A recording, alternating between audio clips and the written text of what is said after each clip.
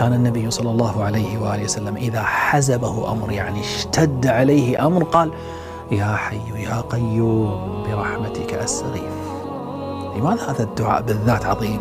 لماذا هذا الدعاء يفرج الكربات؟ استمع الكلمات التي اختارها النبي عليه الصلاة والسلام وسوف تعرف السبب. أليس النبي صلى الله عليه وسلم هو أعلم الناس بربه سبحانه؟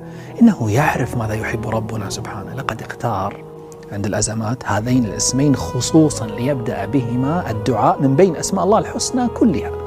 قال يا حي يا قيوم. فكما أن الله تبارك وتعالى اختار هذين الاسمين تحديدا ليبدأ بهما أعظم آية في الوجود، آية الكرسي، الله عز وجل قال الله لا إله إلا هو الحي القيوم.